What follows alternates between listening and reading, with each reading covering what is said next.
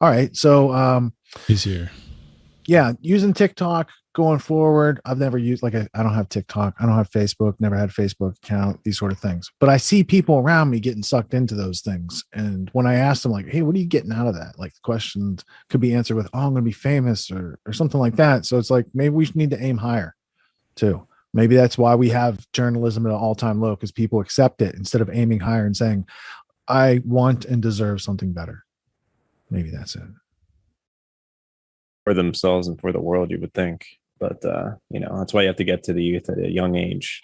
It's that famous slogan, give me a child until he is 7, and I will show you the man, something of that nature. Sometimes attributed to certain Jesuits, other times attributed to other individuals. It's been passed around by useful dictators through the ages, whether it's the Jesuits. Lenin's got a quote like that. There's a whole bunch of quotes to that effect. And controlling the minds of the youth is it just tells you a lot about your enemy, that they aim like at the least among us, the youngest among us, the least defended, and they seek to remove them from the house and indoctrinate them for long periods of time. But in order to undo that, you have to elongate your attention span. You have to point it at things maybe available for consideration in your factual, actual historical picture of the world.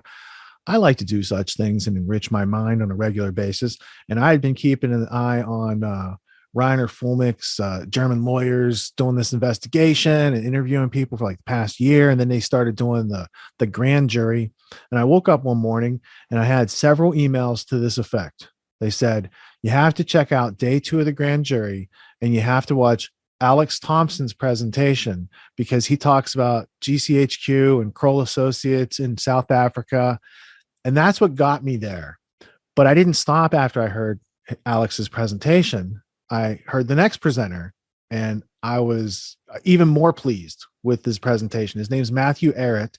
I had no idea that he existed. And after watching that presentation, I was like, oh, we are all like going to be good friends in the future, because we have identified from multiple perspectives similar things, and we should trade notes and useful tools and resources. And do you know about this document? And, I'll look at that one. And I just sensed like a great growth opportunity in those just first 2 presentations for the truth movement. And I couldn't wait to see what else is going to be in that grand jury. And I'm still trying to catch up on that as well. There's a lot of good evidence being put on the record lately. And I think that we not only need it now to make better decisions, but the future deserves to inherit a better, cleaner, truer, more factual, less propagandized history than we all inherited.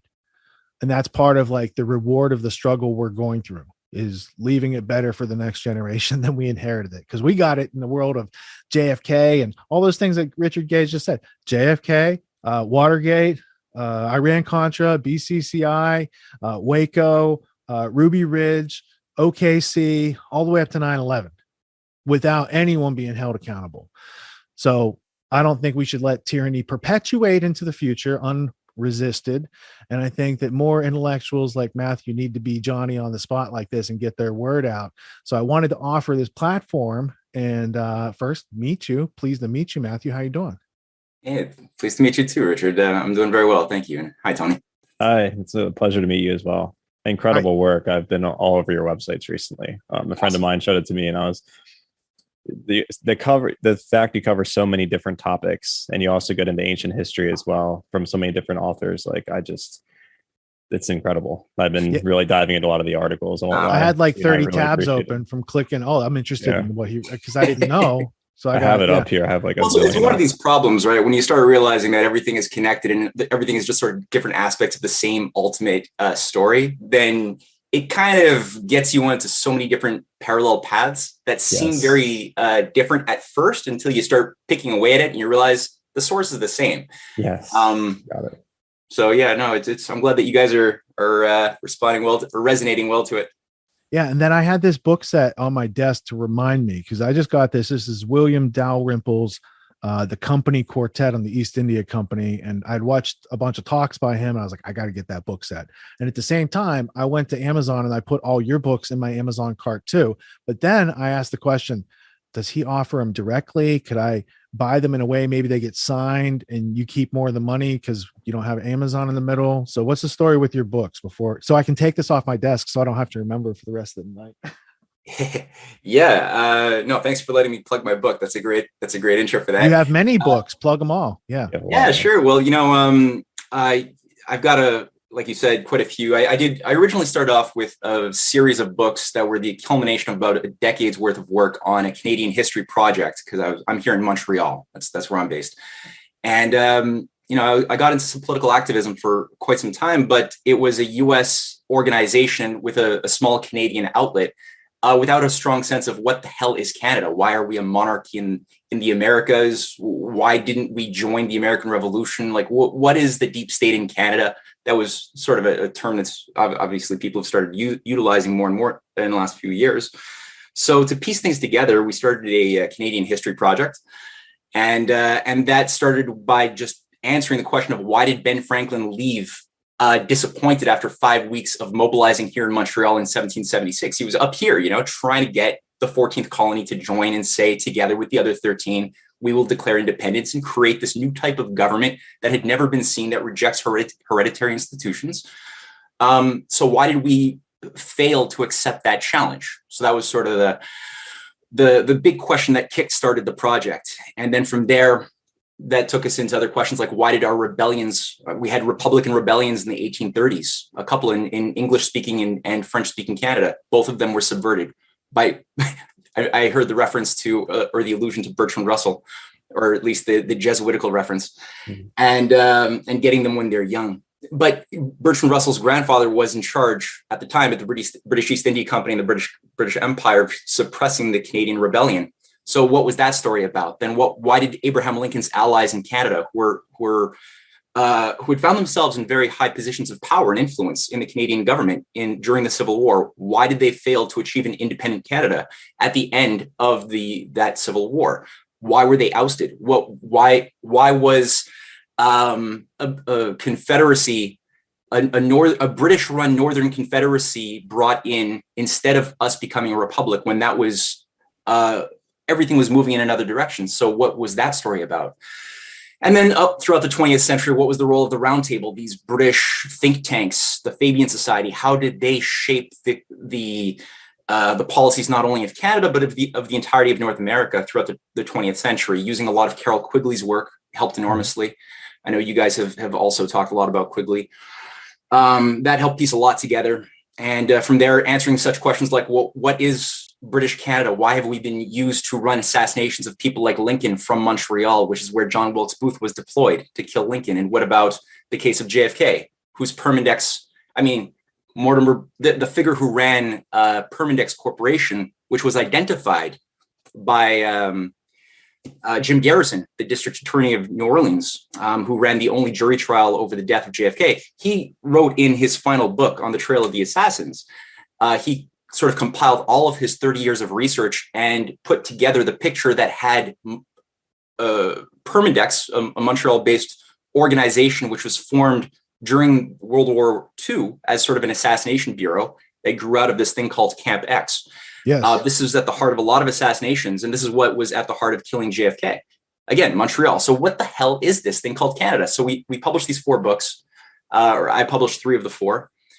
Those are available on my website. And then more recently this year, I published with my wife, Cynthia, The Clash of the Two Americas from 1774 until the present. And volume 3 should be out pretty soon. If people want to not buy them on Amazon, you can get the Two Americas from me directly by sending me an email to info@risingtidefoundation.net.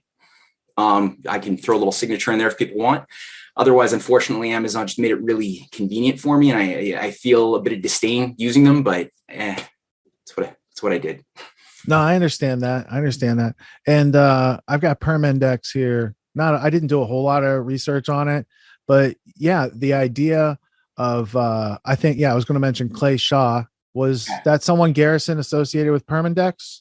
Yeah. He's on the board. He was on the trademark board of directors, and he's definitely tied to Louis Mortimer Bloomfield on Permindex. Yeah. Okay, so the angle on Permindex is interesting because you brought up Camp X, and I know about Camp X. Yeah. And I had just listened to a really good interview a couple weeks ago on Camp X before I went on maybe Grimerica or one of the podcasts I did. They had just done this whole thing, and I'm like, oh, I'll listen to that, because I was like, what are they playing recently on the podcast? And check it out.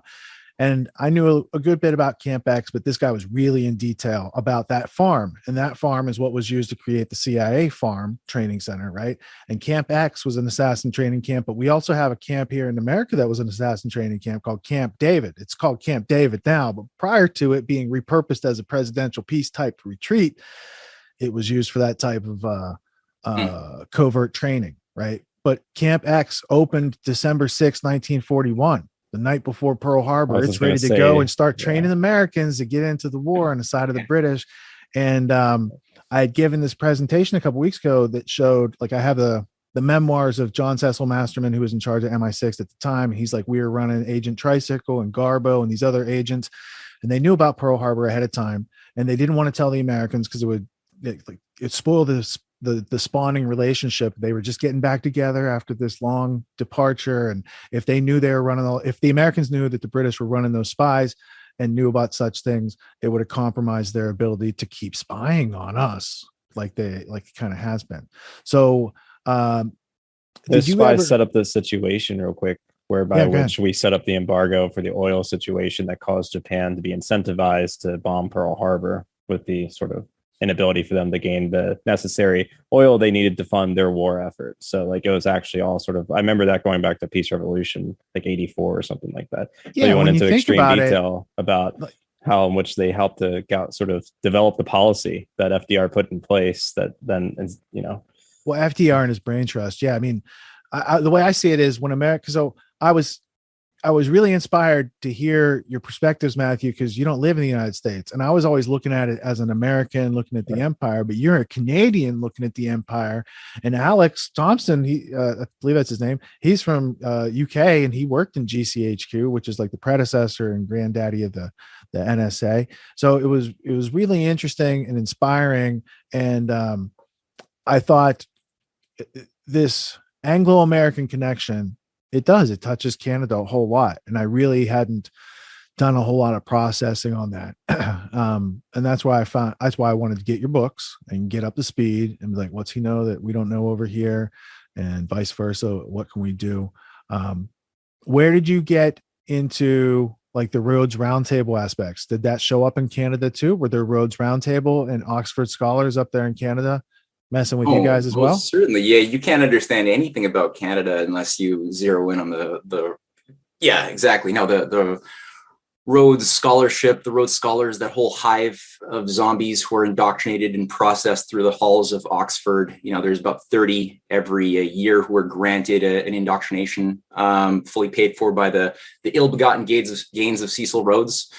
And, for those who don't know or may not know listening right now, Cecil Rhodes was a race patriot, rabid, most likely pedophile, as well as everything else that he did, sitting in Rhodesia. That's where the area of South Africa, which today encompasses much of South Africa, Zimbabwe a bit more. That was called Rhodesia. He was the governor, and he ran things like De Beers came out of his empire.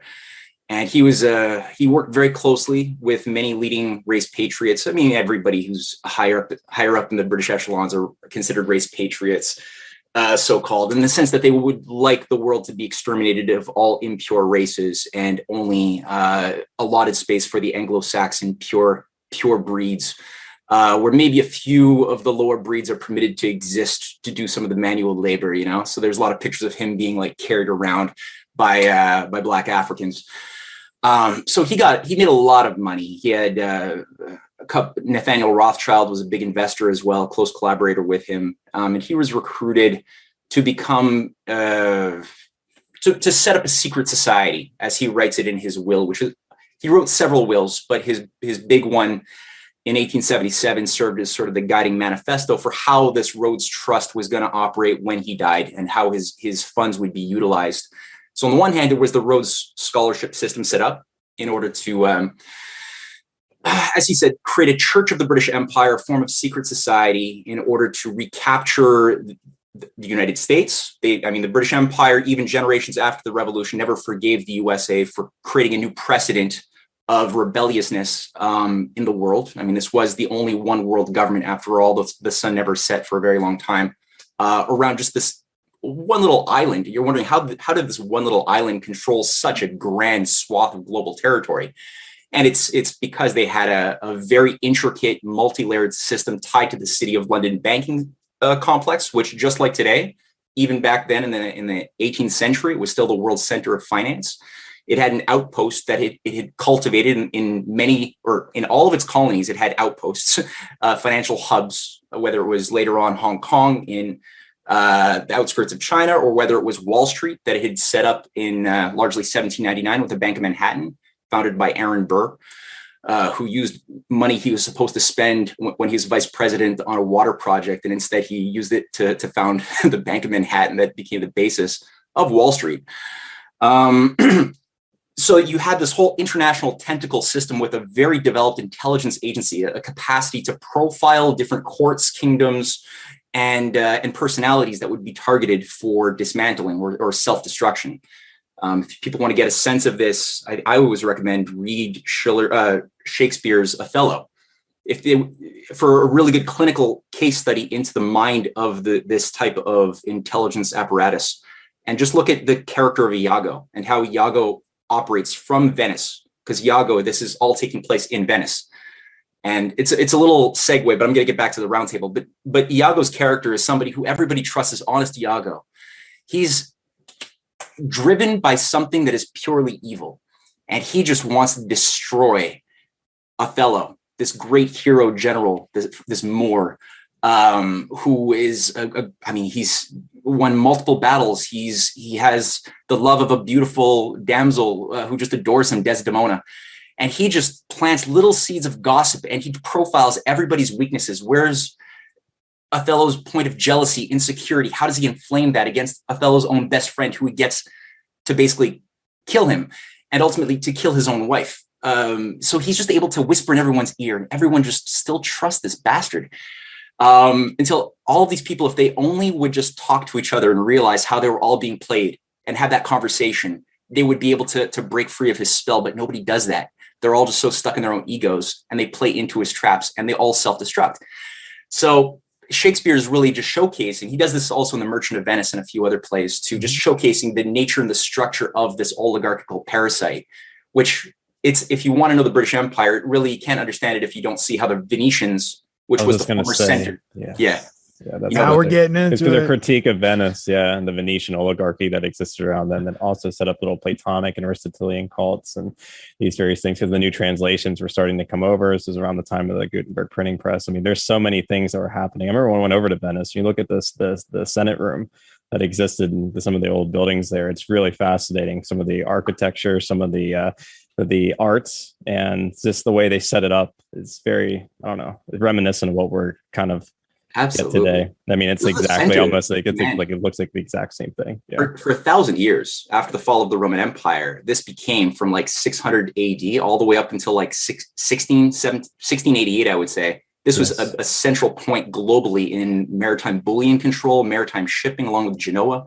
Genoa, the slave trade, because the Genoese controlled the slave trade big time back. I got some slave trade over here. Man, it was the secret society, slave trades, oligarchy. I'm glad you mentioned that, because it's really the model. It really is the model, and a lot of people don't realize that because a lot of times people approach me and say, "Well, you guys talk about the British Empire, but what about the Jesuits? What about the Vatican? Or what about this? What about that?" And I'm like, "Well, I mean, we could." It's really locating a philosophy or an ideology of control and power that has permeated and transmutated. Of Venice or Lord Palmerston's Zoo? Palmerston's Zoo is the class. Those are both great pieces by Webster Tarpley before his brains melted. Those were some of my favorite, the Black Nobility and the Venetian conspiracy. Fulbright scholar Webster Tarpley. I always use his full title. Well, Fulbright as well, right? Senator Fulbright, another Rhodes Scholar. Yeah. Right. American version. Wink, wink. Yeah. I just want you brought up the tentacles too. We can't. I'd be remiss if we don't mention British Freemasonry. Danny Clausen, sure, but British Freemasonry is a really important sort of element too. Jessica Harlan Jacobs' book, The British Empire and Freemasonry, is something that's sort of referenced. Where it shows they set up the cultural elements. Posts, yes, and then they set up forts, and then it was Freemasonic lodges, then trading posts, then forts, fortified trading posts, and then they made it a colony. And there was like this step of progression. Are you familiar with that book, Matthew?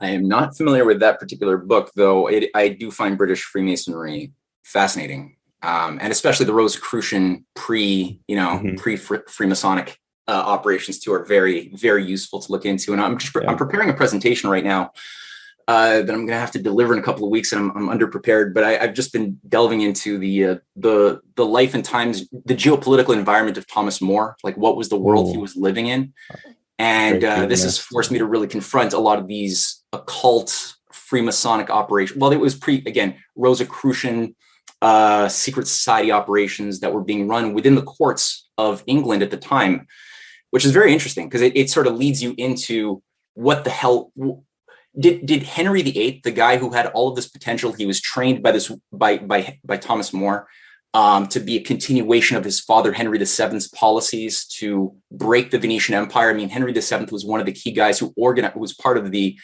organizing process that was going on in 1508, 1509.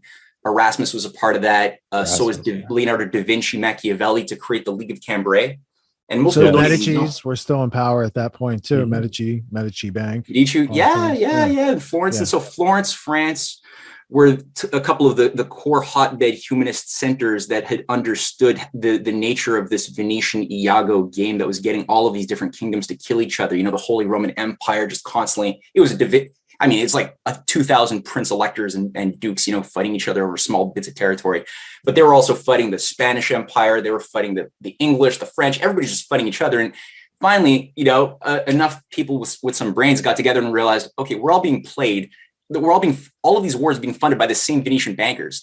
And it seems like we're all following the guidance and dossiers, kind of like these Soros-funded international ICG, International Crisis Group type of profiles of each other's operations. And they're all being provided to us, these different profiles, by the same Venetian ambassador systems. And wait a minute, why don't we just stop killing each other? And maybe we can create a league and actually just deal with this parasite here that's trying to get us to annihilate each other. And the League of Cambrai is set up, which involves the Vatican. And everybody finally, for 2 seconds, works with a common cause to destroy the entire Venetian fleet. And just before they can go in with the second thrust to finally wipe this center of oligarchical command, these old bloodlines, right, that had managed the Roman Empire before that, some of them probably go back to Babylon. Before or Phoenicia, I would think, yeah. Phoenicia, or something. Phoenicia, I would imagine. Maybe before that, elements of that. I mean, it gets fuzzy the further back you go. It does, yeah. I was going to say, but good. But yeah, right before they could do that, all of a sudden, the Venetians, being really good rat bastards, are able to manage a bribe with the Pope, who pulls out of the League of Cambrai, declares war with the Holy Roman Empire, which has to go with the Pope with whatever he does. And all of a sudden, they have a new alliance that they create with Venice, and they also declare war on France and Florence. And all of it just disintegrates. But it's a wake-up call for Venice, who they basically realize they need to get into a more strategic center of command. They can't just stay in this area of the lagoons of Venice anymore. And they get their eyes set on partially Amsterdam, which is a very creative zone. A lot of discoveries are happening. Revolutions in arts and manufacturing are occurring in Amsterdam at this time, but also in England.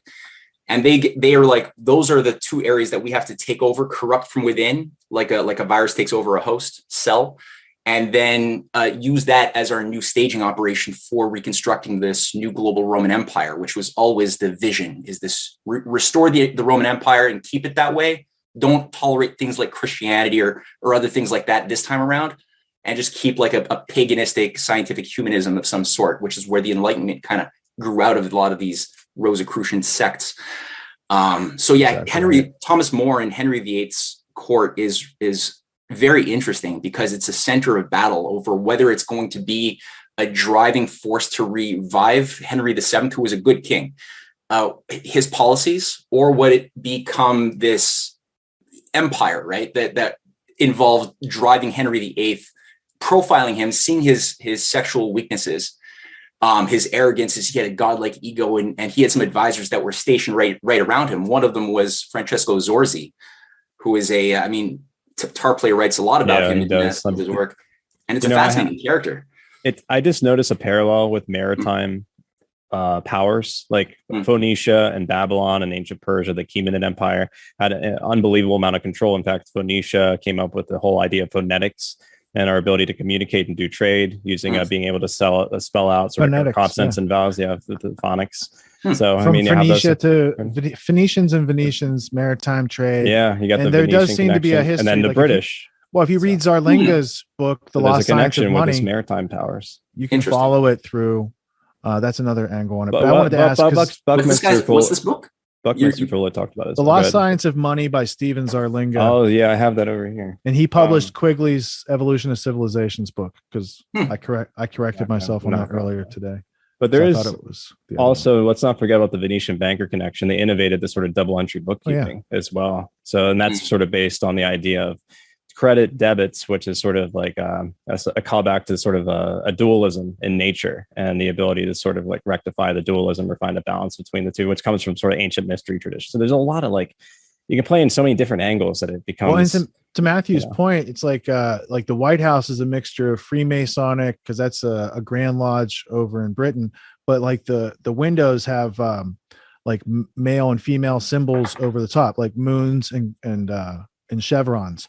And that's identical architecture to what's in Venice. So what they've taken is, you can trace lineage back to some of these things through the architecture that they're using to represent their current power. So I think there's a lot to it. And I wasn't planning to talk about Venice and Webster Tarpley, but this is good because we know about this, and we're still trying to learn and figure this whole evolutionary story of what we've inherited today out.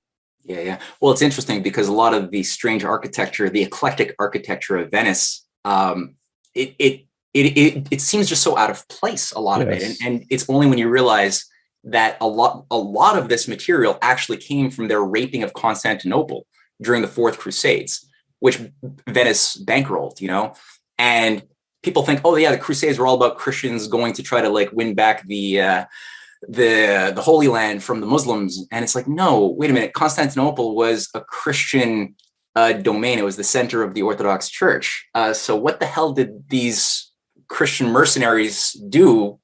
They didn't even make it to the Holy Land. They just went and looted, destroyed Constantinople, stole all of the relics and artifacts, brought them to Venice, and just forgot to go to the Holy Land. That's a whole story there, but the translations by Ficino of Plato and Aristotle, and you have also the Emerald Tablet or the Corpus Hermeticum. The Corpus Hermeticum, which also gets translated. I think that was the first thing that they want to translate it first, and that all gets sort of pushed out into the European culture. Not to mention that the Crusades, the first or second sack, I forget. In the 1204, there's a sacking of Constantinople, and then you get the influx of Aristotelian principles and Platonic principles to Albert the Great, Albertus Magnus, who then is St. Thomas Aquinas' teacher, that sort of begins the secularization process of Europe itself, because he separates natural theology from revealed theology. Now you can study philosophy again, which gives, only a century or two later, we start to get the burgeoning of the beginnings of modern science and the Renaissance. So you see how it all sort of connects, but you're right. It wasn't just, them going to sack because it was a rape and pillage operation. It wasn't under the guise of this sort of movement for holy divinity or something of that nature in regards to this false idea between Christians and Muslims and the war set up. Yeah, that was to galvanize the people in order to do it, but that wasn't the real purpose.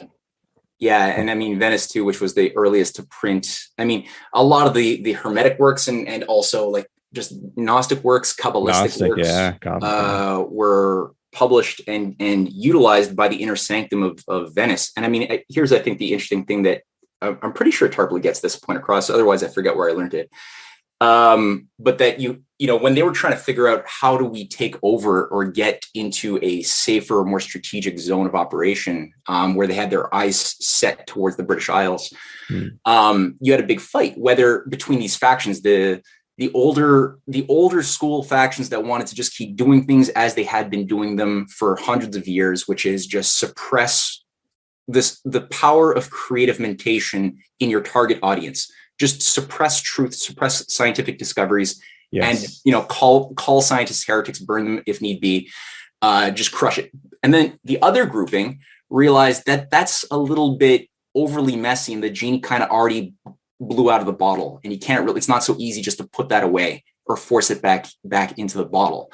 This is during the time in the wake of the Renaissance, where it became through the teaching of orphans, like kids who weren't born of noble blood, kids who, didn't even know who their parents were being trained by the Brotherhood of the Common Life through the various monasteries to learn ancient Greek, learn Latin, translate. And as they did that, they cultivated within themselves their deeper powers of their own natural genius.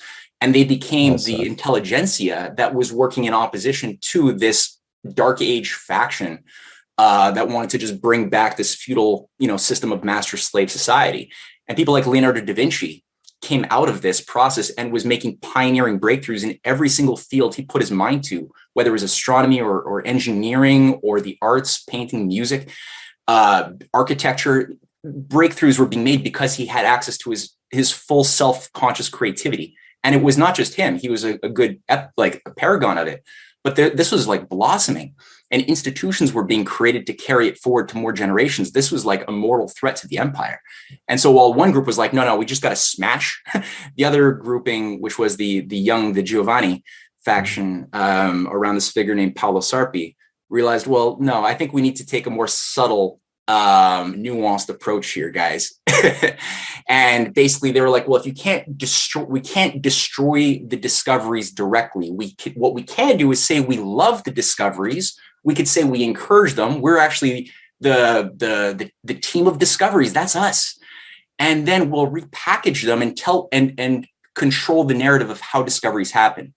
And we'll call it empiricism. We'll say the way discoveries happen is you use your senses. Maybe you get lucky and an apple falls on your head, and then a formula that describes how the rate of fall of the apple can be created that people can memorize and repeat to get an effect. But the actual cause of the human discovery that went into it, we'll just extract that, so nobody ever gets to learn how that works. And they're just repeating formulas thinking that they get knowledge. And that really did a lot of damage.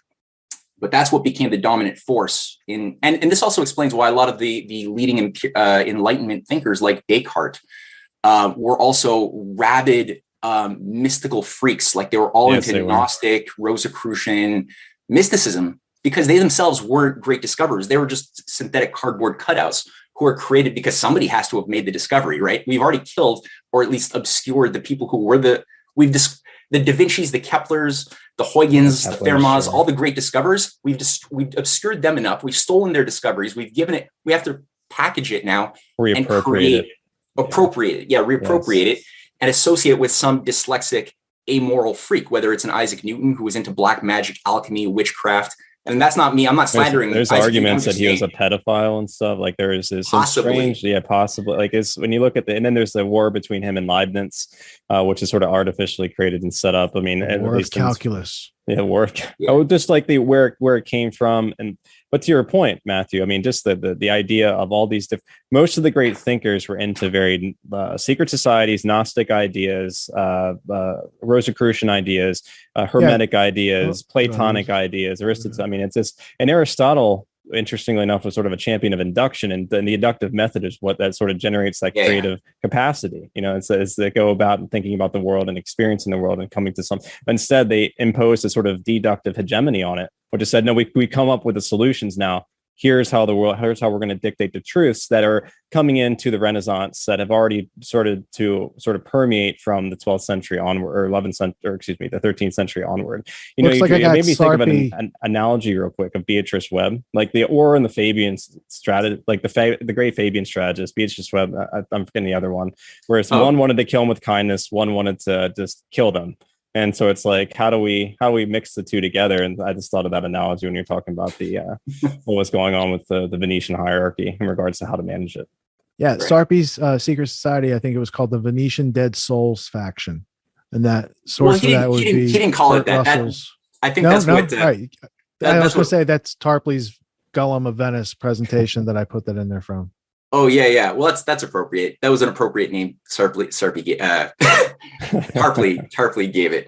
I think one thing was that's super interesting, and I had the opportunity to read a lot of these original texts. I mentioned at the beginning that I was in the Canadian branch of a U.S. based organization. It was with the LaRouche organization back in the day, and LaRouche recently died. I think the age of 96 in 2019. And so was the Canadian. But in the course of that, I was in that organization for about a decade. And one of the good things that I really appreciated was this focus on reading original source material. So for a couple of years, myself and a few of my Canadian younger friends were working through Kepler's works. And one thing that strikes me was that Kepler, in the course of writing his Harmonici Mundi, the harmonies of the world, where he discovers his third law of planetary motion, which is then later repackaged in the form of Newton's inverse square law. But this book, he works through the harmonic orbiting, the reason for why the orbits of the planets are where they are, based upon a harmonic theory that had been first developed or publicly in Plato's Timaeus dialogue 2,000 years earlier. Right. And he actually takes geometric proportions. Yeah. And using like the Pythagorean monochord, using certain strings and frequencies, you're able to then get certain relationships. Yes. And utilizing the slowest and fastest moments on every orbit, you're able to then get certain ratios that are in harmony with these, basically the major and minor scale. That's and right. From that, his third law, which is, I think, in short form, the cube of the mean distance of every planet to the sun has a certain relationship to this square of the periodic time of like one single orbit. So it's a square cube relationship. It's a square 3D relationship. Yeah, 3D and 2D. That's right. And at the end of that, he has a whole attack on Robert Fludd. And so Robert Fludd is the founder of. He's one of the founder of Rosicrucianism, as it is known. Because it's the Christian Rosenkreuz. For those, I think that's not a real person, by the way. No, that did not exist. So people would think that Rosicrucianism was started by that's like a symbolic figure. It was Robert Fludd and a couple other individuals that's escaping me because I haven't studied Rosicrucianism in a bit, but I do remember that John Dee plays a role in that. John Dee, who's an interesting and dubious figure in history as well when it comes to Matt. Like that dude's sketchy as all hell. But I mean, to your point, I mean, this is stuff that was. When you actually by reading Kepler, I was so shocked. I'd heard of Robert Fludd because I'm a conspiracy theorist. That's just the name you see when you're looking at this stuff, right? Yeah. But then here's Kepler actually destroying Robert Fludd. He's like openly who lives in his lifetime, right? And Robert Fludd, remember Francesco Zorzi, the guy who's brainwashing Henry VIII and inducing him to go and create a schism in the church and create his own church and just to get a divorce and get laid. Francesco Zorzi, he's the one who is the godfather, the inspiration for Robert Fludd. He writes a book in 1540 called Harmonies of the World. And it's like this really esoteric Gnostic version of witchcraft, basically. Yes. And so this is where partially Kepler is running a very high level cultural warfare operation against this whole parasite by calling his book The Harmonies of the World, but doing it right, actually demonstrating and showing you how his mind is working every step of the way. And if you go through it, you realize he's not just using only deductive and only inductive reasoning. He's using a little bit of that, a little bit of the other, but he's doing something more. So it's not just a combination of the deductive and inductive or a priori, a posteriori methods of thinking, Sure. I feel like I'm talking above maybe people who might be listening, but just to be quick, all I need to say, don't judge our audience like that. No, I mean, it just happens sometimes where people are like, it's the first time they've heard about Kepler for the audience in this podcast, but it's not beyond their grasp. Please give them. But the deductive, the a priori, a posteriori thing. That's so basically analytic, synthetic. Basically you start with sense perception, general to specific, and specific to general, and it's a convection current. That you use to internalize the things that exist, and like law is the adjudication of the specific to the general. Right, because the specific incidents happened, and then in the general they compare it to what the law is, and then the adjudication goes on to the judge, and that's kind of what your brain does. Yeah, like you have like common law and civic law. Like so, civic law, the French law would have more of like an a priori approach, where it's like you start with the general rule principles, and then you deduce from there, and then you use those to guide how you judge the particulars. Whereas the common law, like you just mentioned, would be like you got these particular case studies, and then you generalize to a rule from, or a general principle from this particular case studies. For the audience at home who might be lost, we start with, in the latter, the common law, you start with that which exists, and then you go to how does that relate to general concept. And the a priority, which is like the Descartesian French thinking, you start with the idea of the rule and you see how does it compare to reality. But it's really a convection current in both ways can work as long as you understand freedom and slavery. Yeah. But to your point, Matthew, there's something more to that. Yeah, there's something more there. And there's retroduction. We could talk about sort of the apophatic. There's also the idea of an analogy and relationship in the context of Plato, standing into like a more transcendental principle, if you will, but that's done through the apophatic or through retroduction or through negation, which is a whole negation. Yes. Yeah, and also the question of metaphor, like the poetic quality. Like if I say I've got butterflies in my stomach, that sounds absurd. Right? How do you get them in there? Huh? It's like how do I get my beer? Exactly. The vaudeville acts where they cough up like 9 frogs, or like David Blaine did that on Rogan too more recently. But butterflies, frogs in the stomach. But it has no literal or linear connection whatsoever to the actual meaning that everybody understands when I said that. If you're nervous, that's what you say. But then there's no literal connection that's either deductive or inductive. It comes from a different place. Right. And so having that additional creative flexibility to leap outside of the known structures of what already, because I mean, if you want to make a new discovery, nothing that is known will help you make that new Eureka. That requires a leap into something else. An unknown.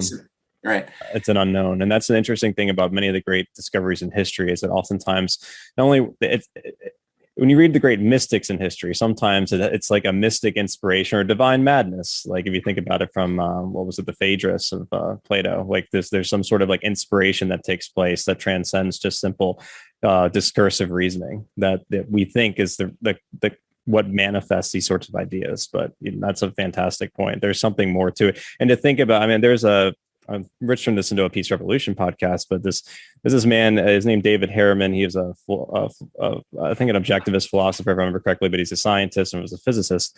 And he talks about this issue, the great discoveries in history. It's a little bit watered down or whitewashed, you could say, but he did make a good point.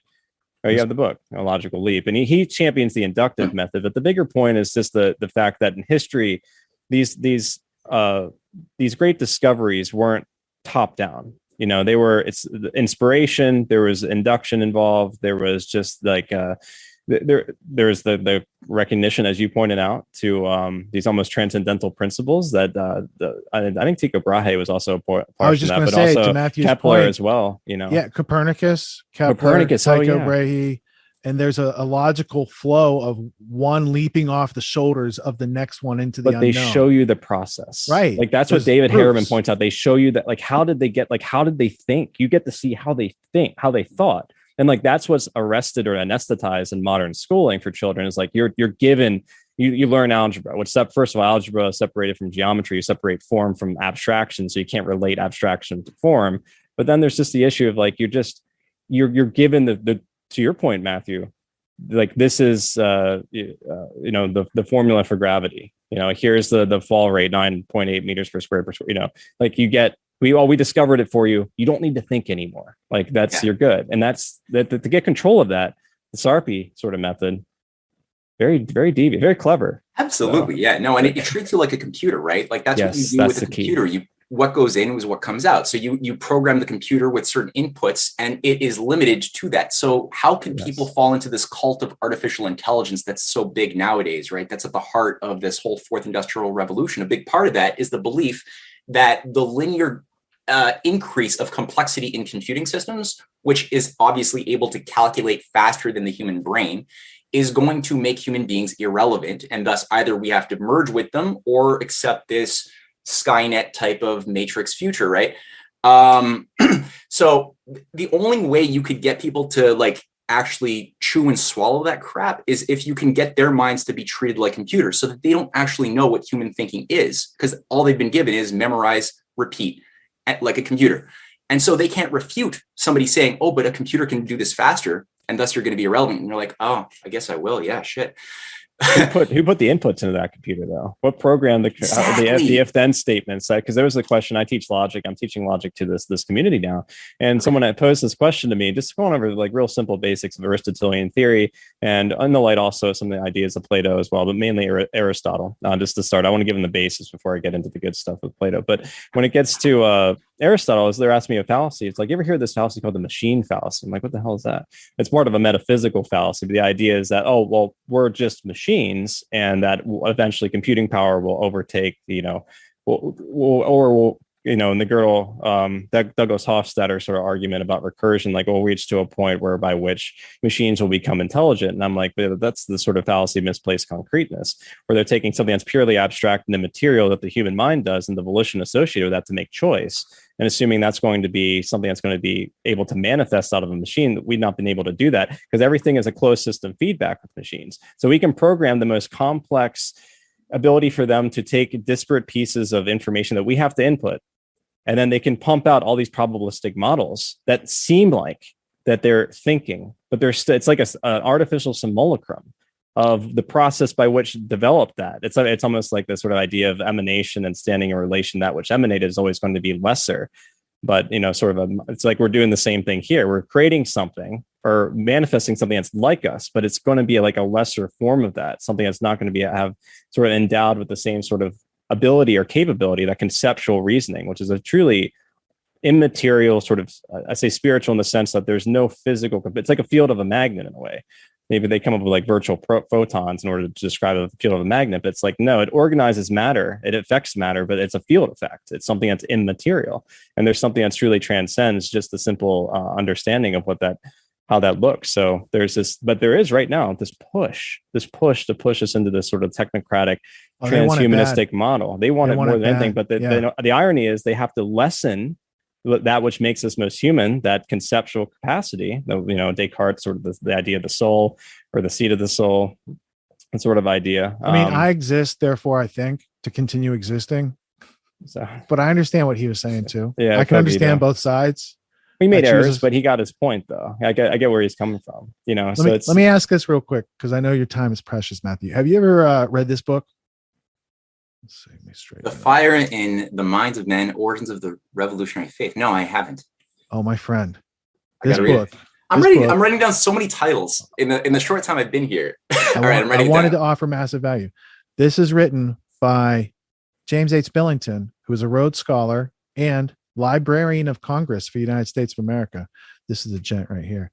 Very smart guy. In here, you're going to find like the official history from the Library of Congress on like the Rosicrucians, the Illuminati, right? This is like, it's an amazing book. I found this after I found Quigley's Tragedy and Hope, because I was like, who else knows about this stuff? And there's a particular passage here on page 231. I point to it often because in one paragraph, you can learn a lot. In 1843, B.F. Trenchowski invented the word cybernetics to describe a new form of rational social technology, which he believed would transform the human condition. In his neglected work, The Relationship of Philosophy to Cybernetics, or The Art of Ruling Nations, he also invented the word intelligentsia. So like a half hour ago, when you said intelligentsia, I was like, oh, I know where that word originated and where the book is and what page it's on. And I wanted to make sure that I got it on your radar. Because that's golden. That's a golden lead. I didn't. And it's a fantastic work. I thought cybernetics was developed like 100 years later by Norbert Wiener. I got all Wiener's book too, and I know all those cats. But this dated it by 100 years earlier. That's amazing. There's a lot of that. I think it takes like etymologically from the idea of a helmsman. So it's like being able to control the steering a ship or something of that nature. The sort of Kybernetes idea. Kybernetes, exactly. That not everybody on the ship needs to know what the ship is doing. Only the helmsman needs to understand what the hull is doing, and everybody else can just be hyper specialized in their local whatever mini job they have. And that's exactly how the post World War II age worked. I'd be curious to know what this Trenchowski's relationship to the Fabian Society is, if any. I'm sure there is. If you want to, well, he was before the Fabian Society got rolling. I'll show him to you in the history. Yeah, 1843 is what you said. Trenchowski. I have him in here. His name is Bronislav. Because the BF part. And he's discussed. We discussed him in the Ultimate History Lesson with John Taylor Gatto, hour 3. was one of the people. And if I have a second entry, influenced by Hegel, he was a Freemason, believed in the divine right of kings, part of mystery schools, and a father of cybernetics. He's around the same time as this guy, Moses Hess, who wrote a very interesting book in 1861 that basically said, let's get Freemasonry and some financing and use secret society to infiltrate Freemasonry, much like an Illuminati type plan. But this was like around the time of the American Civil War. And it's called Rome and Jerusalem, the Last Nationalist Question. And we're going to cut out this interview in a couple days. Like the post-production crew will cut this interview out and put it out there. So don't feel like you have to take all the notes real time. There'll be a replay.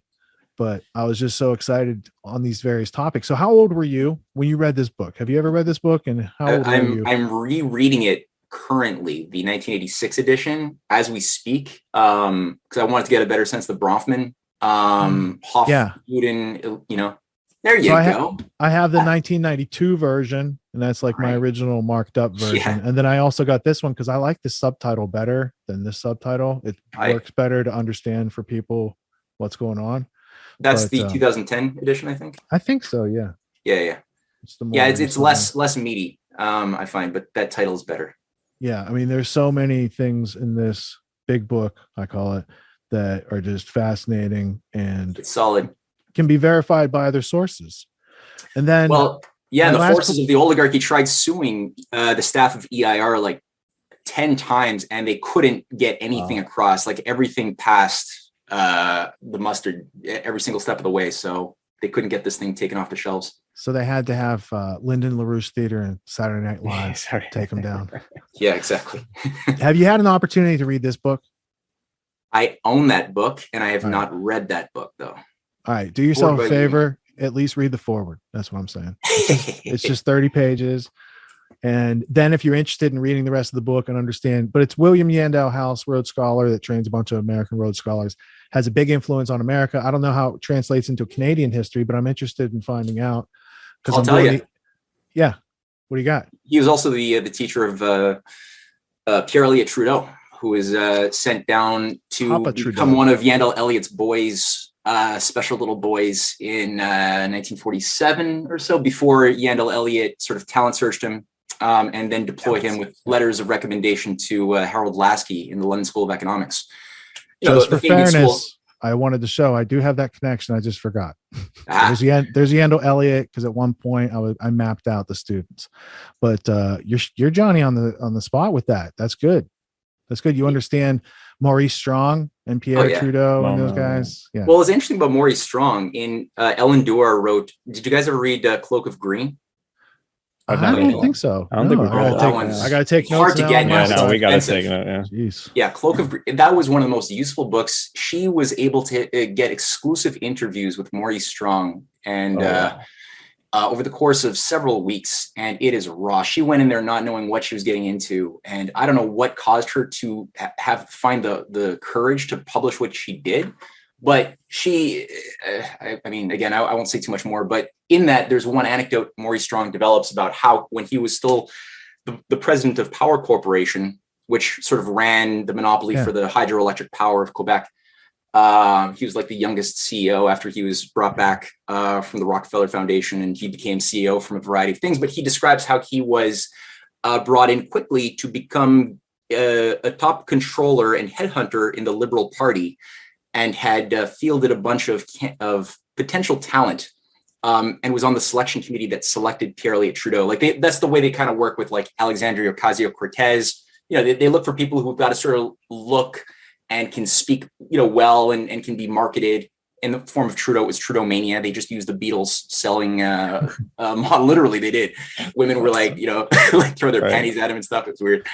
And he was on the selection committee with Walter Lockhart Gordon, who plays a big role in the Dope Inc. book as one of the key architects of the global drug money laundering schemes through the Caribbeans, Scotiabank, a lot of the Canadian banks that play a big role in global, back then as well as today, money laundering.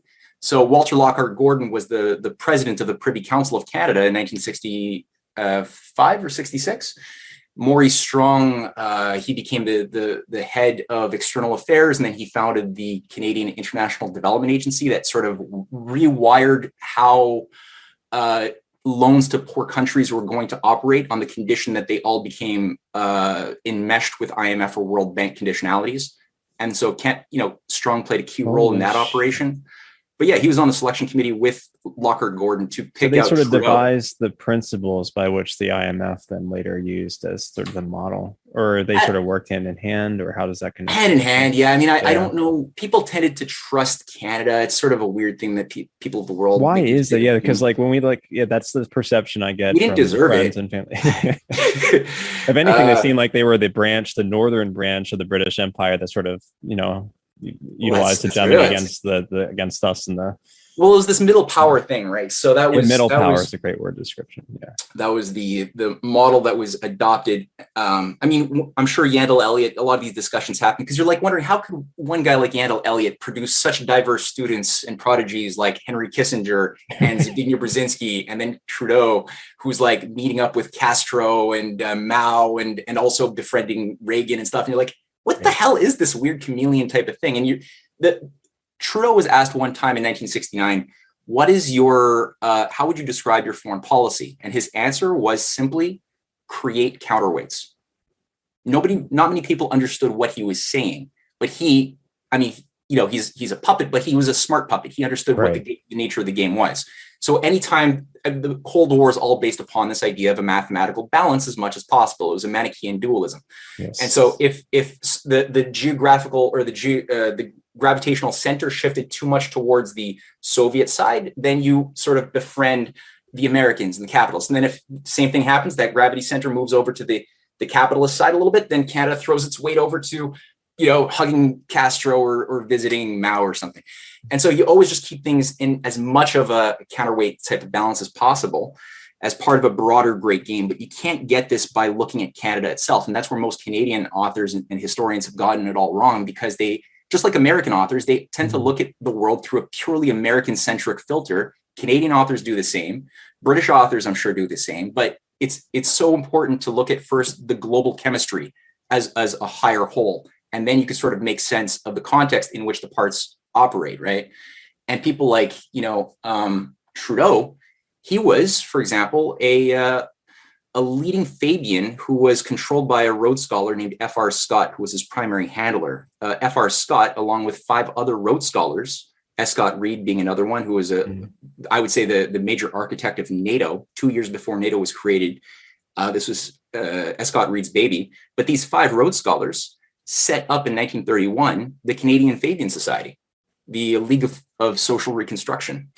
And it had a political branch, just like the British Fabian Society earlier had its political branch called the Labour Party. Labour Party, yeah. The Canadian branch, the Canadian political party, was called the Cooperative Commonwealth Federation, set up in 1932 as a way to create a scientific organization of society, right? Manage society under scientific management, and you can have a better equal distribution of wealth, get rid of private property, all this stuff that that's how they euphemize it, even though it's really just a racist sort of like top-down system. And you talk about race patriots, they were utilizing the sort of new sign to the emerging Darwinian evolutionary model and the X Club and Thomas Huxley and all those figures. Yeah. Well, they're all eugenicists, right? Exactly. And so Trudeau is brought back from Harold Lasky's control at the London School of Economics. He's given like this 500-day tour of the world in 1949 to just get a sense of it's like his training to see how the international appendages of the empire work before he's sent back to Canada in 1950 to be positioned in the Privy Council office, which is sort of the nerve center of the cybernetics command of Canada. It's the Privy Council or the Privy Council office per se. And so he's there. His handler is F.R. Scott, one of the 6 or 5 Rhodes scholars. And this thing becomes a member of that political party, which it changes its name in 1960 to what's called the New Democratic Party, the NDP, which is sort of the third big party in Canada even today. But they can't get political power because they're a little bit too Marxist, and people, Canadians aren't feeling that. They're just not. There's a glass ceiling they can't break past. So a decision is made around this time in the late 50s to focus their energy on transplant, kind of the way Venice took over Amsterdam and Britain earlier. They're like, we're going to do that same thing. We're going to take the Liberal Party, which at that time is a very different beast than the Liberal Party of today. It was still a party of progress, the party of C.D. Howe, large-scale, development projects, anti-imperialism. A lot of really good people were in that. Our Avro Aero space program, aerospace, nuclear power, like all of these cutting-edge things were all being driven by that Liberal Party. So that was being purged. They started a process of purging it of all of those nationalists. And the guy who was in charge of doing that, and I've written a lot about that in volume 4 of my Untold History of Canada, is Walter Lockhart Gordon. And he's the kingmaker, and he's doing that, and they're infesting it like a virus would infest a white blood or a good blood cell. And immediately all of these NDP Fabians switch over like Pierre Trudeau and his entourage, and they become liberals, and they become then all of a sudden, once that party is purged by 1963, they take power. You have a Rhodes Scholar from the inside out, so people don't realize. Because people don't get that it's wolves in sheep's clothing. That's they exactly put it right there in their logo. They're like, here it is. It's in their own logo. Insane. I mean, there's the Fabian Society in London, and a buddy of mine, a Tragedy and Hope subscriber from years ago, Mike Mitchum. I'm pretty sure he got us shots of the Fabian Society. He's the one that shot the Banksy GCHQ installation for us for the Bill Binney interview. Yeah, I've got a lot of good stuff from him over there. And so, it's like, LD, can you bring it up on screen? It's like they're shaping the world to the image, and it's like also wolves and sheep. Oh, yeah, they're crafting. Isn't there 2 parts of it? There's like they're crafting the earth. As though they're the demiurge itself. Yeah. And I was like, why do you think they made this stained glass? If not to be like, hey, this is our way of telling you, fair play. This is what we're doing. Religion. Yeah, it's revelation of the craft. It's revelation of the craft. Yeah, it's sort of they want to. It. Yeah, it's kind of like they can do it if they tell you, even if you didn't read the small print. There it is. Yeah, and one guy is Sidney Webb, and the other one is George Bernard Shaw. It was commissioned by George Bernard Shaw. This particular Sidney Webb and Bernard Shaw. And that's George the other Bernard one. Shaw. Holding the earth. In their image. George Bernard Shaw was a crazy kind of eugenicist. He was the one who just wanted racist, to kill them straight up. Yeah. Racist. I think that was the dialectic they played. It's like, no, we'll just kill him with kindness. Yeah, we'll just. That's the guy. And sheep. That's how I was thinking of Shaw. That's he literally. There's videos of him on YouTube where he's saying like, we should have a population board where everybody is forced to justify their existence once a year, and if they can't satisfy the reasoning of the population board, then off to the death chambers with them. And he talks in this weird, creepy British accent. Crazy population council. These are it's like, what about if he had to go in front of that board? Sort of a recursive function there. It's like, would they ever think about that? Well, they're basically they don't do self-reflection, self-criticism. They don't. They're the influence for Orwell's Ingsoc. English socialism in 1984 is just the front for the Fabian Society. Like that's his representation, I think, in that book. So there's a lot to it. The Endo Elliot. I mean, starting with Fabius Maximus and the war of attrition strategy that they use. That, by the way, didn't succeed ultimately because the Romans hated it. What happened is Trudeau took his sheep's clothing off, and he's like, "I'm taking your bank accounts because of the trucks." Honk honk. Optimus Prime came down. He's an Aesop's fable walking right now. Warning tale for the future generations. No, it's it's really. I mean, that's the sad thing, right? Is that it. I heard you guys were just sort of making fun of the dumbing down the mediocrity of even the messaging and the propaganda outlets where they're forced to bring these like bubblehead kids from TikTok into the White House. More and more into machines. That's what you said earlier. Yeah, like I mean, you look at just the quality of mental degeneration between Pierre Elliott Trudeau, the original, and his son, who's sort of trying to fill his shoes, living in his dad's shadow. And I mean, the kid himself, there's nothing there. He's like a young version of Biden. Yes, that's right. It's almost as there's no soul, taking that in a very like loose use of the term, but there's like nothing there. There's no sort of inner sort of like introspection, like reflection of their own consciousness or their own motivation. Like there's just self-reflection. Do you ever wonder if maybe they put out the Sophia robot when they already had Zuckerberg and Elon Musk and these cats out there like that? Justin Trudeau among them. They seem kind of like the tether connection's not high speed, T1 line quality. They're a little slow. They're a little slow, yeah. Robotic in their reactions to us. But see, and so why do people fall for this and think like, oh, what a great guy this Trudeau is? Like he does have a lot, or maybe I don't know if he still does, but he had a lot of support. A lot of people think about, they listen to Mark Zuckerberg or they listen to Elon Musk and they're like, yeah, greatest geniuses of the world. And you're like, why can't you see that there's nothing there? Like, it's pretty clear. These are programmed, I think of it more as like sociopaths. Like the ability for self-reflection, at least from an empathetic standpoint, in the like it does almost some argument can be made that doesn't even biologically exist as part of those certain parts of the brain. But even if we go away from that, there's just something missing in the concept of like substance or self-reflection. Like they don't have any sort of nuance. The fact that they're such a caricature of themselves, even. And the way they present themselves, it's just so strange. Like I think about this with so many of our own, like Nancy Pelosi is one that comes to mind in our government. Like, and Biden obviously he's completely senile, or he's putting on the greatest act of all time. Some people posed that to me in our recent town halls, and like, is he really senile? I was like, well, I mean, if not, he had his brain cracked open a couple of times, and maybe they tried some of those implants. Who knows? But at this point, it's just it's very strange. The fact that people are willing to fall for it is that. I've gone back thinking like, is it an evolutionary thing? If that's even a real thing, that's a whole issue in and of itself. I won't get into, but if we say insofar as like we have some sort of prime animal sort of instinctual behaviors, let's say, like we follow the leader, we want to have a natural tribal leader being ostracized from a group. What is it that we're like willing to go along with these people that just are so devoid of basic consciousness and basic intelligence? And most people never change off the defaults. Tony. Defaults, yeah, it's like a default setting. And they also default believe Nancy Pelosi has something to do, and they have a connection to her because they voted for her. But really, those people in those buildings, they got there because of special interests and the donors. And those are the calls, and those are the squeaky wheels they take care of, not the citizens not the cattle on the farm, on the ranch, right? So.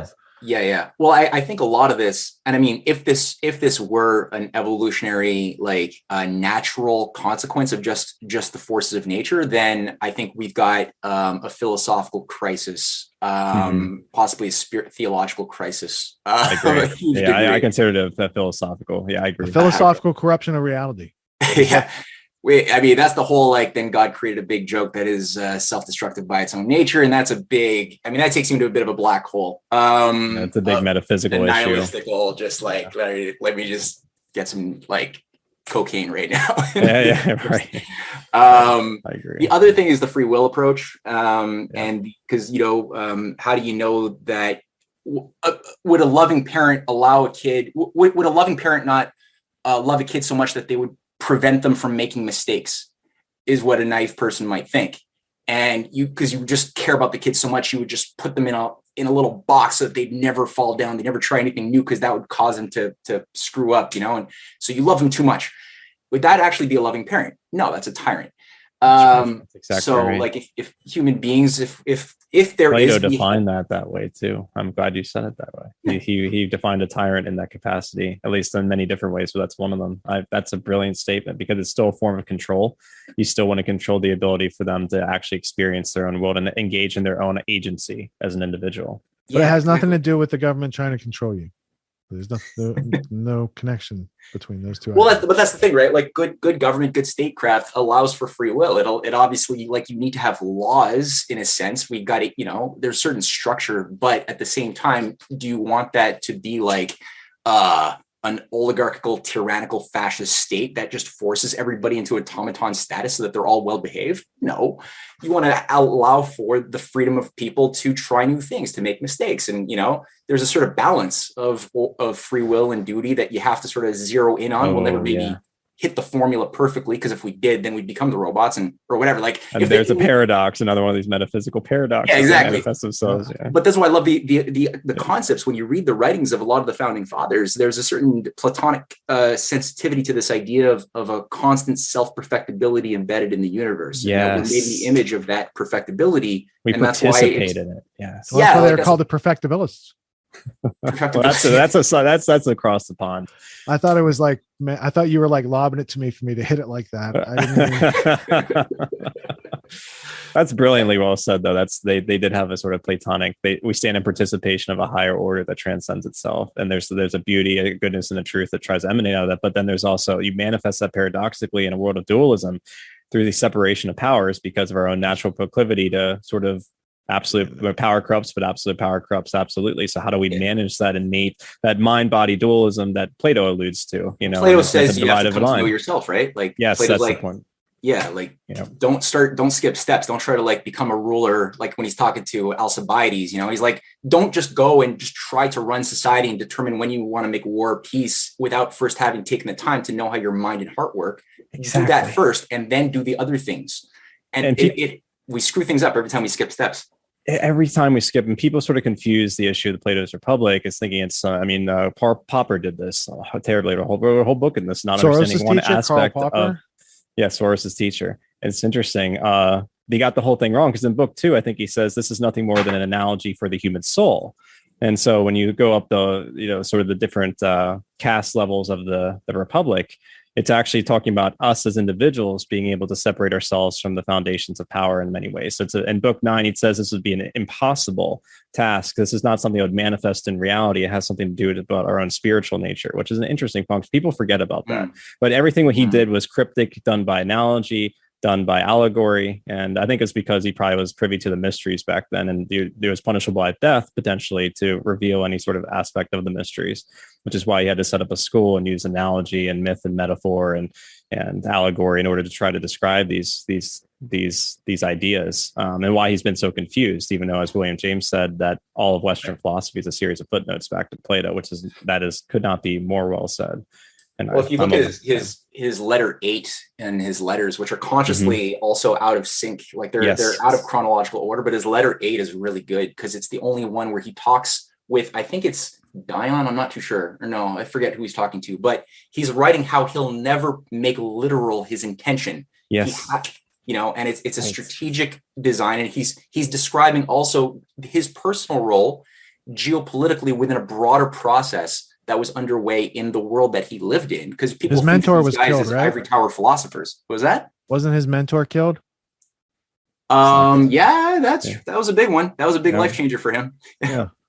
Yeah, you will never forget what the democracy produced in that capacity, and also is railing against the oligarchy, which is an interesting facet, as well as I think Aristotle to a degree, which is his most famed student. So there's this elements of like the milieu that existed in ancient Greece that we can sort of transpose onto certain aspects, especially of European and modern history and the Americas, that we sort of stand in participation with and understanding like what was going on back then and how we can draw parallels to today. A lot of people draw from the Roman Empire, but I like to go back to ancient Greece, one, because I'm prejudiced to ancient Greece because I love ancient Greek philosophy, particularly Plato and Aristotle, Plato mainly. But there's a lot that could be learned. Sorry, go ahead.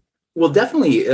I don't know about the Roman Empire, but definitely it's useful to look at how, because it's undeniable that a lot of the founding fathers were influenced by their studies of the Roman Republic, but before it became an empire and degenerated, and the figure of Cicero is kind of like the Socrates of the Roman Republic, right? And he described himself when people were trying to ask him, like, are you a Stoic? He's like, no, I'm not a Stoic. Are you an Epicurean? I'm not that. Of course not. He's like, I'm a Platonist. And he's always trying to intervene to bring people into a higher synthesis outside of this dualism of Epicureanism versus Stoicism, which is what they all thought they had to jump into as one of the extremes. And he was like, no, use your creative reason. And he was always intervening, stopping conspiracies like the Catalan conspiracy, and trying to bring it back. He could see that Rome was degenerating, kind of like Socrates could see Athens was degenerating under Pericles to become an empire where it had backstabbed its allies and was becoming a more bloated parasite. And he's like, no, we have to stop this. We have to push back against the sophists and expose them, those who try to make the lies appear truthful and get like Iago. Like Iago, you mentioned. Like Iago, yeah, we have to expose the Iagos. And the same fate befell in many ways Cicero, who was, his death marked kind of like Socrates' death, the shifting morally into empire of Rome, where it very swiftly became republic to empire. That's a perfect analogy. Yeah, that's a great sort of analogy.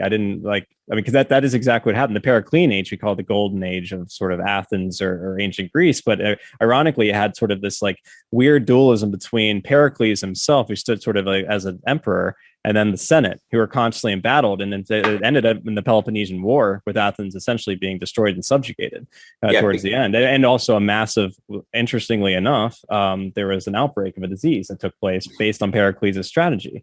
So build a wall all the way. Build a wall and put all the people together and see if we can handle that. Which sort of strange to me is like the Platonists never saw the dualism as being the metaphysical primary. They always saw it as contraries that had a sort of resolution. And if we could understand that, we can find balance and harmony between each ourselves. And instead, what I've noticed in the modern day is people have taken people like Hegel, and instead of understanding that process, we stand in participation with that. They reverse the process and say it's something we need to manifest later on. It's not something that already has manifested itself and we can work out our differences. No, the differences are primary and through essential. Because we can manufacture history. We can manufacture, instead of understanding that there is an emanation from a transcendent source, they put the source at the end, and we now have a duty to get to that end. And so you sacrifice the individual for this collective, and that's not what the Platonic ideas at all meant. It's a weird twist that happened that I think was born out of the scientism of the 15th, 16th, and 17th centuries, the emerging scientism, reflecting upon ancient ideas. And so it's something I've been trying to trace, because a lot of philosophers have been, that's the way you're saying that is so useful. I hadn't thought about it, but it's true. And if you think about like what is it about the perversion, like the neocons? I mean, people I think generally know that the neocons have a certain Straussian heart at their origins, which interprets, these are self-professed Platonists. Yeah, right. That's are they problem. really? Right. That's my thing, is they got Platonism all wrong. That's the thing. Like if you read Thomas Taylor, or you read, the Ficino, for those that can actually understand, this is not the original intention of the ideas. And that's why, for me, I've been looking at translations of like how, the various translations and the various sources that are available, it's pretty, they're done within a secular scientific sort of scientism framework, where they secularize it and make it seem like it's more black and white than it actually is. These things are analogy, allegory, myth. They're artistic ways of describing phenomena of general principles that must exist, but those general principles aren't particulars. But then on top of that, you have this weird humanistic sort of vision, to your point about Amsterdam, Venetian taking over Amsterdam, like where they twist the ideas of this new emerging sort of like humanism and this new emerging sort of idea of scientific invention. And they combine it with this like very perverted view of ancient ideas. And you get this sort of like, it's almost like the creation of the alien in Ridley Scott's universe, right? It's into the simulacrum that is essentially the worst manifestation of both ideas put together. Because instead, like it's as if scientific theory took the worst and most misinterpreted elements of Platonism and combined them together and said, well, now we have a scientific duty to create the sort of like misunderstood idea of an idealistic state or idealistic transcendent, whatever that would be. And that's codified in Hegel most specifically. But that's not at all the original intentions. And I've been piecing this together and trying to build out not only an argument, but sort of an essay around the complete differences. And there are many differences between even though you can use Hegel, you can look at Hegel and you can look at the fact that yes, there are all these sort of cults that existed in Europe. We talked about Rosicrucianism earlier. We talked about, we didn't even go into alchemy, but alchemy, and there's so many different alchemical symbols or systems. It's sort of like the European misinterpreted recapitulation of ancient ideas in the light of a new ability of agency to take command of the world in the form of technology and scientific invention that's completely sort of separated from any sort of true transcendent sort of spiritual connection and or the material world itself. And that gets, ironically, I know that seems weird, but there is like a weird twist there as to the way, because the empiricists and rationalists both were skeptical. They both didn't believe that we could actually come to know truth. So they were skeptical. The empiricists were skeptical because we have a sense perceptual apparatus that sees and filters data. And the rationalists are skeptical because we have consciousness and we can deduce from a priori conditions. So they both ended up in nihilism. Both schools ended up in nihilism somehow. Yes. And like that to me is some weird perversion And I've been trying to track it. Like, it's been one of these weird things where it's like, I took Jung's idea where he thinks that like there's this weird admixture that happened in the sort of the emerging scientism of the like 15th, 16th, 17th century, the early modern period, it's often called, mixing with these ancient ideas and sort of justifying that we have a material control, as sort of Karl Rove dictating that we now control history, we create history, and the Hegelian sense that like we can take there really is nothing but a dualism to these people. Yeah, we can't really know reality, we can't know truth, and there's just these two dualistic elements that are constantly competing against one another. And so we're just going to weaponize those concepts, and we're going to use it as a way to manifest the future that we idealize as being whatever. But that's the ultimate issue of the Ring of the Myth of Gyges. It's like, you give someone ultimate power, what would they do? And I think that's Thrasymachus who put it up to play, or Socrates. Yeah. Well, I thought of manufacturing history from Hegel to Karl Rove like 5 minutes ago. And so it's funny you brought up Karl Rove, Tony, because I talked about him. I read that quote. We're an empire now, and when we make, you study what we do judiciously as you will, and then we go out and make new realities. I read that to the students earlier today in Q&A because somebody asked about that. So you weren't there, Tony. That's legit synchronicity, which is Jungian. The nature approves of our endeavor. No, seriously though, I was turning around looking for this Rosicrucian book because on the inside is the Great Seal of the United States. And so when I picked up the book of the yard sale, I was like, oh, this looks like the thing on the back of the dollar. And, there are all these elements built into our society, and we're not taught about any of them. So for someone like yourself to undertake the learning and stepping up to opportunities, like if LaRouche had a group there, you didn't have to go and participate and do research and actually get learned, but you did. Yeah, it's a choice, right? We all make choices. Yeah, more people can do things like what you're doing. Yeah, absolutely. I mean, it really is just a matter of, I think, taking your destiny in your own hands. Like in a healthy society, I can imagine that we would all have access to proper educational experiences that would give us an ability to appreciate how our minds move when they're being fruitful and making discoveries. That's great. And I hope to God, and I have faith that in the future, that will be what young people have access to. And we don't have that now. We were robbed of that. It's not our fault. We're born into a shitty situation. But so does it mean we're screwed? No, it means that all these great discoveries did happen. It's just that they've been obscured and kept from us. So we have to do a little bit more work and pull up our sleeves to hunt things down like you guys do and read the original writings and just take our education into our own hands. You guys have created a platform here, which is wonderful, where people can just come and really develop what they should have had access to this whole time. And I think, Tony, touching on what you were saying in terms of the resolution of this thing, that Karl Rove refuses to, and all of the neocons just refuse. I think it has to do with this question of the subjective and objective, because these guys are kind of like voyeurs. They see themselves as shaping a system that is other than them. They're from like a higher elitist class, right? Yes, so well said. And they got these things that they're convinced that all of us are most of human beings are weak and thus are destined to be enslaved by the master elites, which they must be, because they're the ones who are enslaving us. So they must be genetically superior or something. So it's this dualism that they've got, and they don't see themselves as part of the system that they're trying to deal with. Neither did Karl Popper in a serious way, even though he acts like he did. He did not. With his theory of reflexivity and all that. Yeah, that's the issue, the recursiveness, and we get into Gödel's theorems and stuff like that. The idea of being able to stand outside the system, but you cannot stand outside the system. You cannot stand outside the idea of a universe. You can't stand outside the language we use to describe the experience of existence itself. Yet they deify concepts like cause and effect, or genetics, or science itself, the methodology, as being something that stands outside the system that they can use as a justification for the hegemony they're perpetuating on the people of the world. Yeah, they got their ivory tower utopia of what they think the system should be that has no bearing in the thing that they're trying to manipulate. So they're imposing onto the thing artificially. Whereas I think that when you actually look at somebody like a Kepler again, or even a Leibniz, like read Leibniz's discourses on metaphysics or something, and you could see that it's all about them or Plato, obviously. We're talking about Plato. It's all about training the mind to think about thinking and think about what is the mind doing, which is interesting because now you haven't. You're trying to solve a problem which appears to be outside of you, but it's all occurring in the mind. And so you go from a state of unknown to known, you make that discontinuous leap into like a Eureka.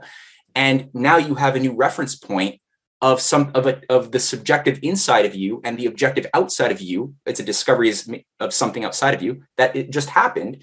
And no longer is there that wall between you and the universe. You like just accessed an eternal. Like if you accessed the form, the way Kepler was able to showcase the forms and their geometric proportions in relation to Plato's Timaeus, or in the idea of like ancient You're not supposed to know about this. Shut him up. You got a lot invested in this. Yeah.